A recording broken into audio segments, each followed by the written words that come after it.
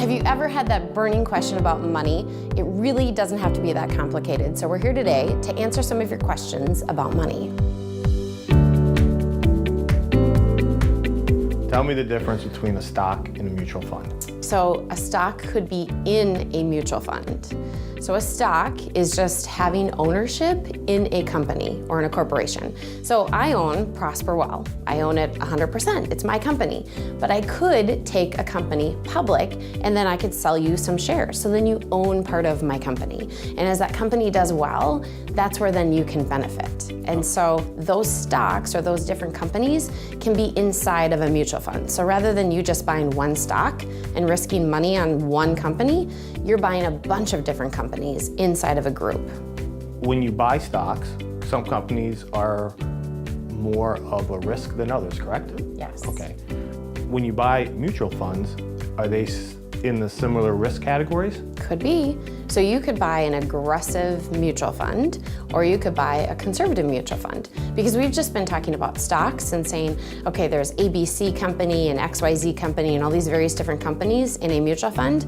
But to confuse you even more, you can have a mutual fund made up of just bonds, which is like CDs, really, really conservative. You could buy a Minnesota municipal bond fund, which is just government bonds from the state of Minnesota. Mutual funds, there's this misnomer that it's all stocks, it's the stock market. No, you could have money in a mutual fund that's just focused on international, or you could have money in a mutual fund that's the S&P 500, which is just the 500 largest companies. Okay, you have these companies you can buy stock in, right? Mm-hmm. Are all of them in mutual funds? No.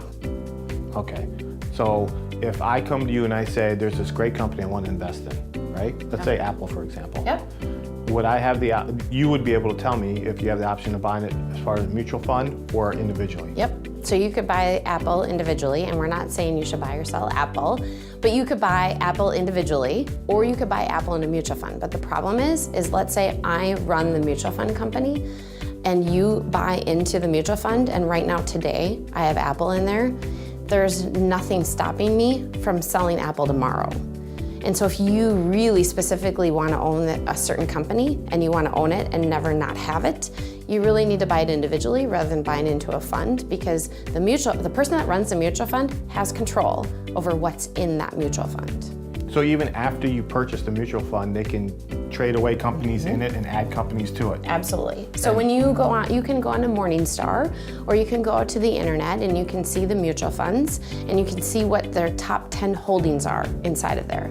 So you can see the top 10 stocks or the bonds that they own in there, and they have these 10 different companies. Well, tomorrow, they sure could go and sell them. There's nothing requiring them to keep those companies. They're gonna buy into things that they think are gonna do well.